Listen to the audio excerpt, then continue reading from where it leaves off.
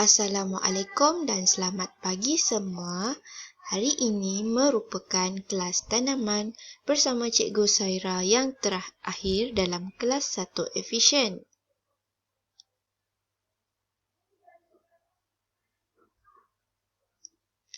Hai semua, masih ingat apa yang kita belajar pada minggu lepas? Ada yang masih ingat, ada yang telah lupa. Tak apa, Cikgu ingatkan. Penjarangan anak benih. Penjarangan anak benih merupakan pembuangan anak benih yang tumbuh terlalu dekat antara satu sama lain. Hal ini untuk mengelakkan anak benih mendapat persaingan atau berebut cahaya air. Yang kedua, aktiviti merumpai iaitu mencabut rumput-rumput yang terdapat pada sekeliling tanaman. Yang ketiga, aktiviti membaja. Terdapat 6 teknik membaja yang kita boleh lakukan dan gunakan. Dan yang terakhir iaitu menggembur tanah. Menggembur tanah terdapat 2 cara yang kita boleh gunakan iaitu dengan menggunakan cangkul ataupun menggunakan serampang tangan. Baiklah, Cikgu telah jelaskan apa yang kita belajar pada minggu lepas. Hari ini, Cikgu bawakan kamu tajuk baharu iaitu haiwan perosak terhadap tanaman. Apakah contoh-contoh haiwan yang kamu kenali sebagai perosak terhadap tanaman? Jom kita lihat. Ulat bulu, kumbang, siput babi dan yang terakhir, belalang. Ini adalah 4 contoh haiwan perosak terhadap tanaman. Mari kita lihat apakah kesan haiwan perosak terhadap tanaman dan di bahagian manakah yang akan diserang oleh haiwan perosak dan juga bagaimana untuk mengatasi haiwan perosak tersebut. Haiwan perosak yang pertama iaitu ulat bulu.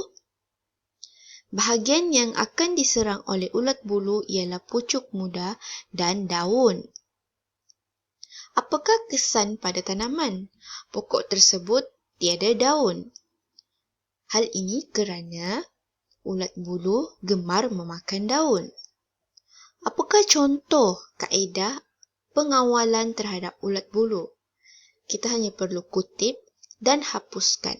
Pastikan kita mengutip ulat bulu menggunakan alat atau kita menggunakan sarung tangan untuk mengelakkan rasa gatal pada anggota badan.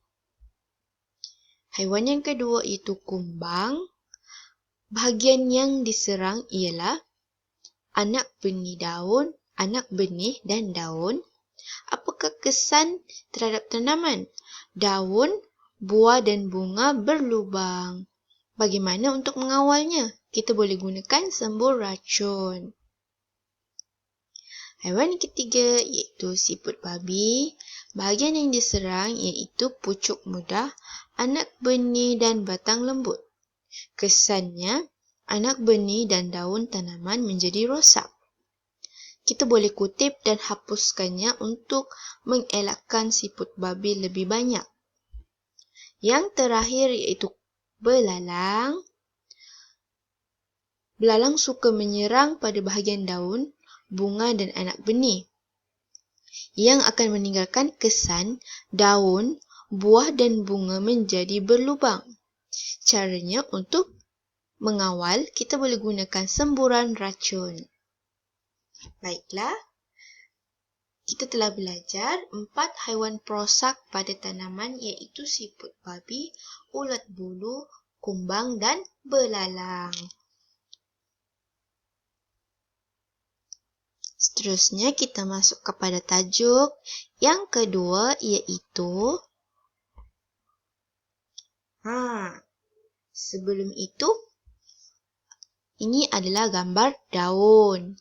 Apakah yang berlaku kepada daun tersebut?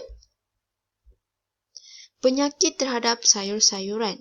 Bukan sahaja manusia yang mendapat penyakit, namun sayur-sayuran turut mendapat penyakit daripada virus ataupun kulat. Mari kita lihat apakah penyakit terhadap sayur-sayuran. Yang pertama, bintik daun. Bagaimana kita hendak tahu daun atau sayur-sayuran tersebut ataupun tanaman tersebut mendapat penyakit?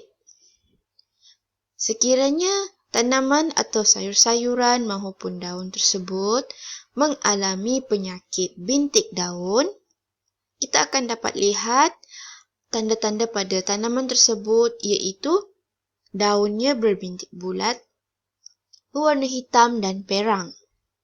Apakah penyebab tanaman tersebut mendapat penyakit? Serangan kulat ke atas daun. Bagaimana untuk mengelakkannya? Kita boleh semburkan racun kulat.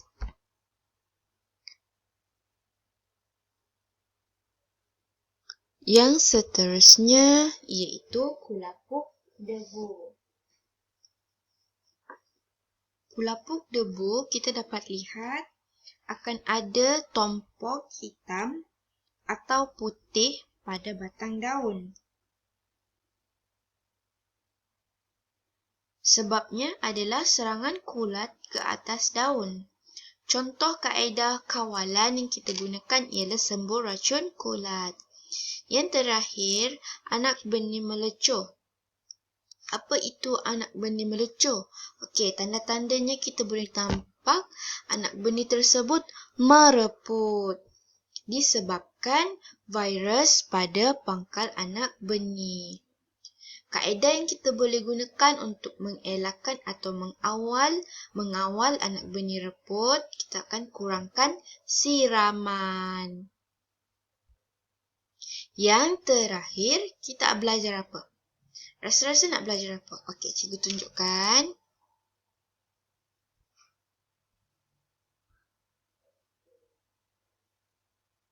Okey, apa 3 alat ni?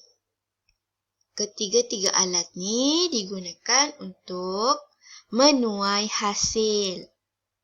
Gambar yang pertama macam gunting tetapi bukan gunting, iaitu sketur. Yang kedua pisau dan yang ketiga ialah bakul. Fungsi sketur adalah untuk memotong batang. Pisau pun begitu juga, manakala bakul untuk menyimpan hasil tuaian. Baiklah, aktiviti kuis selepas menonton video, iaitu murid akan diberikan link kuis, jawab soalan kuis, kemudian hantar di dalam grup. Bagi murid yang tidak dapat mengikuti kelas Google Meet, sila lihat video ini dengan baik-baik, kemudian jawab soalan. Terima kasih semua, sehingga berjumpa lagi semua. Bye!